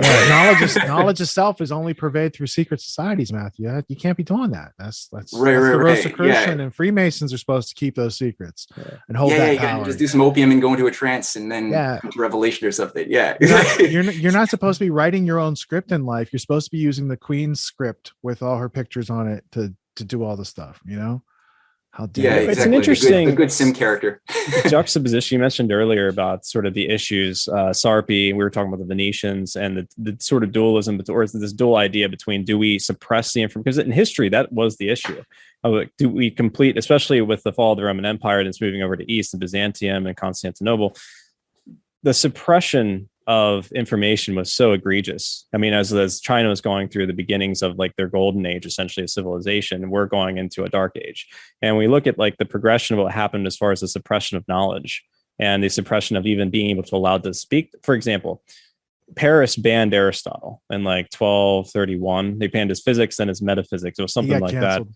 And he got canceled. Yeah. There's heresies against the new emerging, what was being brought back from the sacking of Constantinople and the Crusades and obviously we had the Reformation that took place and then the Counter Reformation. And we have all these situations. And then you're thinking about, but that was the strategy, to your point. That was the strategy for hundreds of years: suppress, or only give a very few people, maybe sort of ascetic monks, or people part of Charlemagne's court, the access to information in order to justify the faith in some capacity, the war against like Tertullian or Anselm. But then there is this, they allow it to, it gets out. It just starts to get out. You can't stop it. Then you have invention, the printing press, Gutenberg, 15th century. You have the Venetian, you have the Ficino translating all these different things, different cults sort of popping up around these ideas. You can't stop it anymore, because then you'd have to tackle all of Europe at this point. It's almost becoming too ubiquitous. So it's like, how do you spin it, in other words? And I wonder, is there a way to draw parallels to what we're experiencing today? Because on one level, I'm seeing individuals, young children, being completely sort of like, I sort of alluded to earlier, they're not able to think. They're not being taught their processes by how to think or how their own natural mind works, body, soul, mind complex works. But at the same time, there's also this sort of like, I think about it as there's so much information being foisted upon us that we tend to just not even give into the information, I guess, or explore it. Instead, go for that called the dopamine drips, the quick hits on YouTube. So it almost seems to be like a juxtaposition between the two still existing in modern times. Maybe I'm just like taking this way too far, but maybe I'm trying to find an analogy. You're going way too far, dude. You can't talk about that stuff on this podcast. By the way, it seems like both are Osiris, thousands of years old, supposedly. That's what these people tell their people in the club. But that's the thing on the dollar that I was talking about. I did find the book. It was just hiding behind. Yeah. That was brought in like 1932, right? Henry Wallace. I think it was Wallace that brought it in under FDR. But that's a garage sale book. Look at that. That was a garage sale book. That's a good fight. Rosicrucian, garage sale. You got to learn. Let's not forget about what they did to Manly Palmer Hall. I mean, he was forced to become a 33-degree Freemason, and then they sort of ritualistically murder him. I mean, he was a big guy. He had a lot of health problems. But I wasn't sure if Hall was a psyop or not. Like, it was never. I've never been clear on where he actually stood. He's a strange figure. He's another weird guy. Yeah. I read him like he's probably lying. He's like a historian but saying things that are true at the same time. Well, he's like a historian for the people, like for the the inner sect, if you will. So I look at it like almost like a more dubious form of because Quigley was sort of a historian for the inner sect, so he didn't mean to be. I mean, he didn't. I don't know. Like I read his Anglo-American establishment book, and it doesn't seem like he really sympathisizes with the oligarchy. When was that published though? Because Rich, when was that? After he died. After he died. 1981. Yeah, 81. Yeah. This do we know when he wrote? Like when he began writing about? Because my curious question is like we know. Yeah, he wrote it in 1948. It was 1948 when he wrote Anglo-American Establishment. Yeah, because Alfred Zimmern comes to him and he's like, here's this crazy story. And he's like, I don't know if I'm going to go risk my career on your crazy story. I'm going to research it for the next 20 years. Then he's like, I got to tell people, but in a way that's coded. So that was Tragedy and Hope. And then after I see, that's my question. Away. It was coded with tragedy. But to the Manly Palmer Hall aspect, I read this book by Louis Hagen, and it seems that he was ritually murdered. And the ending's insane. Yeah, it's a bad ending, but he's an interesting guy. He's a Canadian, kind of Rosicrucian. He grew up with his grandmother, was his basically who raised him. She encouraged him to raise book. And I came to this book after hearing probably a couple hundred hours of his lectures, because he used to do a weekly 90-minute lecture. And then this woman, She Who Remembers, Jeannie Erstad, had made this whole collection of all these radio broadcasts from all these different people, Dave Emery and Manly Palmer Hall, all these things that were out there. So I just took it as raw material for consideration.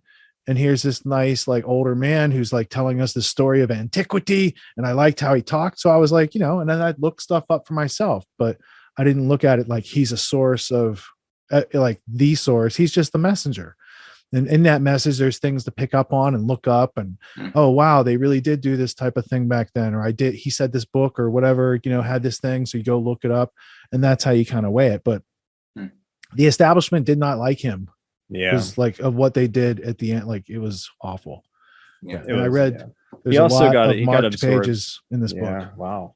I remember reading that you gave me that book and said, especially read the ending of it. And it was, it's pretty, he's a strange figure. He's enigmatic, because I agree, Matt. It's, but he wrote The Secret Destiny of America. Yeah. Which ties into Francis Bacon and, all that good stuff. That's another issue. The new sciences and the, Francis Bacon, but here's I feel like we don't have time to unpack. I know, but it was a good first meeting. We made lots of positive. I said, we don't have time to unpack everything. But I think complexity around bacon. We can have you back as a semi-regular guest and have more of these conversations. Yeah. And I also have some other bigger, better ideas. But this was good because I was like, let's get them on the show. Let's showcase your work. Let's point people toward the articles, especially that you've written. But I enjoyed your interview with Whitney, on a podcast. Fantastic. And then I enjoyed your debate with the other guy who was slightly different version of the theory, and he's trying to go back and forth with you in that debate. And I thought, I didn't know what I was walking into with that thing, but that was that was interesting. I could see his side, but I could also see where the incongruencies or the contradictions on his side would mesh with your story. So in the future, I think you guys are probably friends, but he's coming in hot. He's like, no, but this, and I was like, this is what needs to be done. We need to get to the best ideas, the ones that, absolutely end up reflecting reality. And, I feel like on a different platform, if we were just having a beer together, we'd hit it off just great, but I didn't expect that level of aggression coming into it, and I didn't even know what it was about, so it kind of unsettled me. But I think this was good. And I just, before I forget, one thing that you guys have to read, it's short, it's not a book I'm going to throw at you, but it's short. It's Edgar Allan Poe's Eureka, his thoughts on the material and spiritual universe. It's a prose poem, but it's prose. He wrote it a few months before he was killed in 1848. And it was the basis upon which it was the manifesto, as he described it, for the New Stylist magazine that he was going to create a few weeks after he died, because he was on the route back from Baltimore to New York, where he had raised money, a lot of money, from supporters who wanted to help him build this, because he was always an editor for other people's magazines. And with the stylus, which he had the cover design, he drew it himself. He wrote out the manifesto that it was going to be about political analysis, historical analysis, poetry, prose, and cultural warfare. Interesting. It's just like JFK Jr.'s George magazine. It has nothing to do with. No, total coincidence. Yeah. And this thing too, when you read this, you're going to be struck by the fact that he is attacking two modes of thinking for the first 20 pages: the creeping and the crawling mode of a posteriori and a priori methods of Euclid and the hog Bacon. Which mankind has been given falsely as two methods of coming to truth, and where one just creeps, the other crawls, but we are a species that is designed to soar.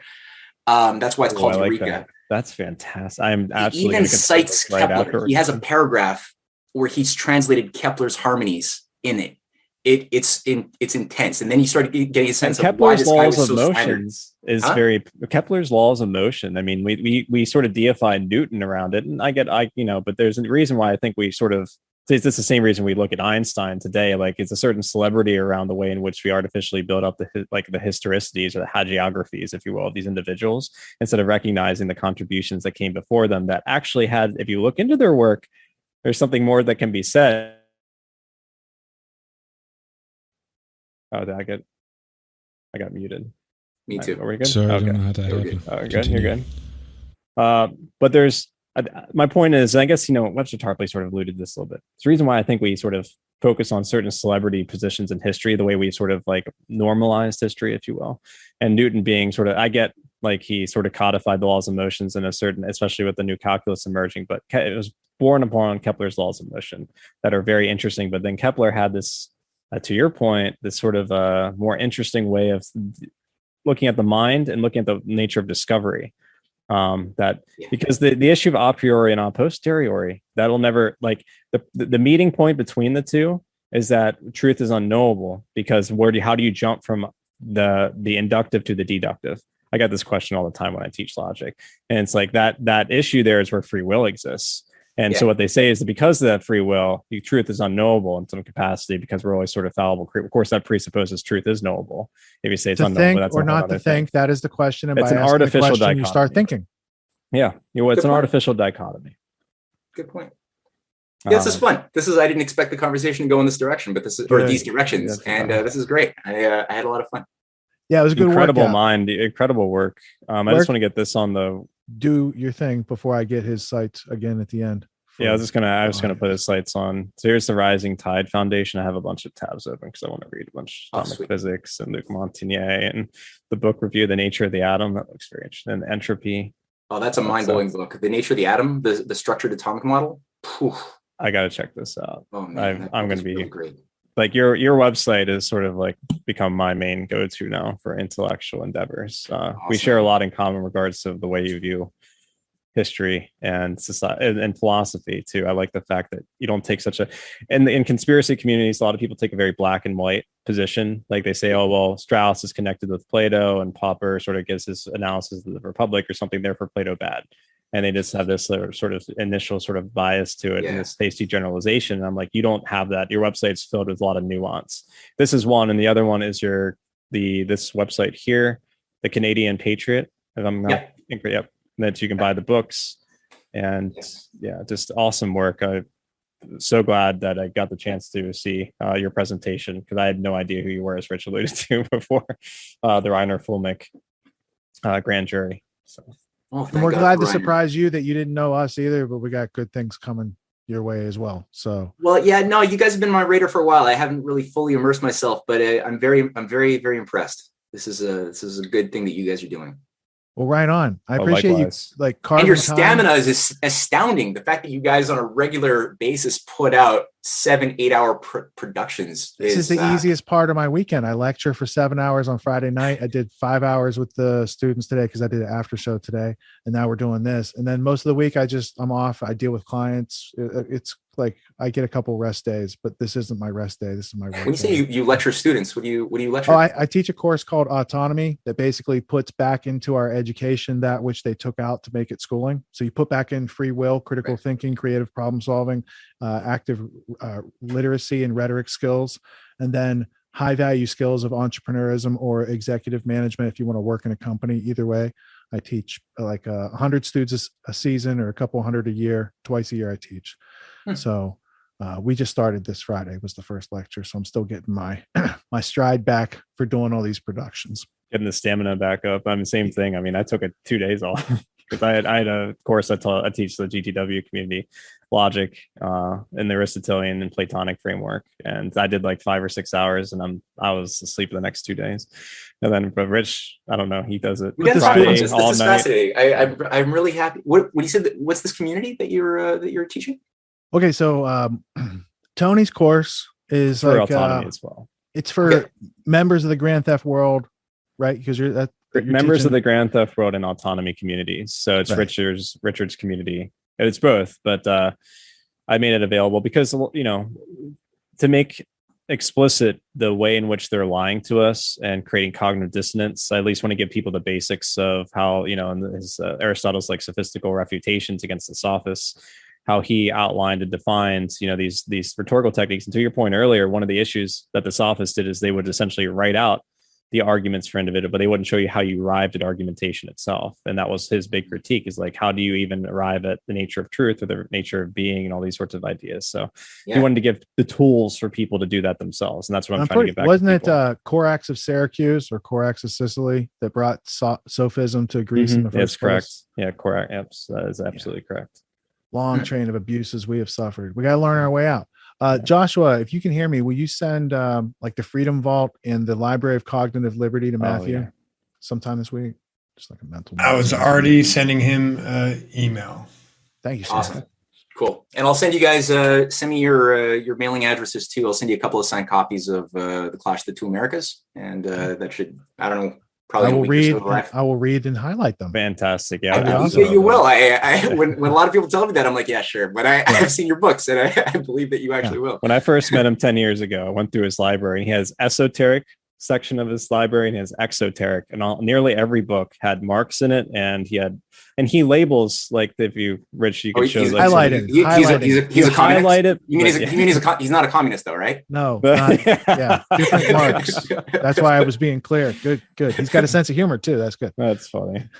But the whole thing was marked up. Yeah, wink, wink. So he had the little red tape, and he had it perfectly lined up, going in a sort of linear fashion from top to bottom. And then he had everything marked, and I'm like, wow, he really did actually read all this stuff. I mean, a lot of it's useless to read it and not be able to remember it for recall. So I try to like give myself handles to do that. Either put it in my history blueprint or put some notes in the book, so it all comes back together. Yeah, it has to be punctuated with some meaning in the mind.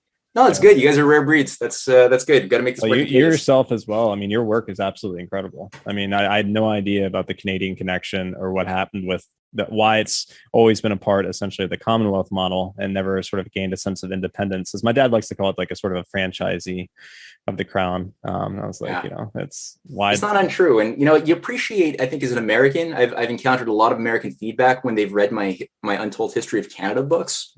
You kind of appreciate being an American or the American experience a little bit more when you look at the Canadian angle for like, in what the hell happened here in this weird monarchy of the North. And it's like, and it's a constitutionally organized deep state structure from the get-go, from 1774 and the Quebec Act all the way to the present. Hudson Bay Company. We're East India Company down here. You're Hudson Bay Company up there. Yeah. The connection with, especially what happened with, there's an article you have about the Greenbacks and the Lincoln, and then this is what happened around the Civil War too. That was an interesting. I was not quite as aware. I mean, I know Canada wasn't directly involved, but at least with the perpetrators or supposed perpetrators, there was a sort of connection between institutions and filter. I mean, it's just a weird. These are aspects I was not aware of. Oh man, no, it is so fascinating, that Civil War period, because you have the Confederacy intelligence operations that are all over Montreal, Toronto, and Halifax. I would never have thought that. No, and a key guy in this whole thing is George Saunders, a Confederate. I think he's a colonel. But he's like one of the key intelligence operators up here. Huh? Not Sanders. Colonel Sanders. I don't know if there's a direct connection. He actually looks a little bit like the guy, like the chicken guy. But he was actually renowned for being, because he was part of the Franklin Pierce government, which was like a young Mazzini-controlled Freemasonic government in the United States in the 1850s. And he was up there in Europe, in Italy, partying with Mazzini, who had the whole Albert Pike connection. So, you got these different anarchists running the young Europe movement, out of which Engels and Marx are created to sort of, create a sabotage operation from the spread of the Frederick List American system political economy that was being adopted all over countries like Russia, Europe, everywhere, modeled on what Lincoln was doing with the Greenbacks. And the whole protective tariff, long-term credit emissions, national banking, all of that, that's what was being disrupted by the Mazzini networks that were just weaponizing people and mobs. So the 19th century British model that, like, when we talk about color revolutions, when we talk about what's going on, what happened with Ukraine, when we talk about what happened in Serbia or Egypt, I'm like, this is a model that goes back like well over 100 years to the British State Department and Palmerston. And I mean, incredible work, and providing those connections really helped sort of round out our perspective, because we certainly have an American-centric viewpoint, not because we just, it's too much information. We need other people to provide their unique specialization. You've done incredible work, so kudos. Really appreciate it. Yeah, we really appreciate it. Like there's a lot of topics for people to dig into who are listening, and I always encourage them, if we said something that you don't understand, start looking it up. That's where the learning starts. And I got some ideas what we could talk about next time. So I think this is a good first workout, and a lot of value can be had from studying what we just unfolded in the past 2 hours. And that was spontaneous. Like I haven't even emailed with Matthew. It was all kind of like done through Stephanie and Twitter and LD, and so it's a pleasure to make your acquaintance. I think there's a lot more we can learn from each other, and I look forward to defending freedom and liberty for future as well as the present. Wise words to end on. That's good. Right on. We're gonna list your links in the show notes, so people can click through, get your books, check out your articles, check out your site, keep up with you. And thank you again for making time in your busy schedule. Have a good night. Hey, thanks for having me on. I look forward to the next chat. Yeah, absolutely. Me too. Thank you very much. Peace. Really great to meet you. Yeah, likewise.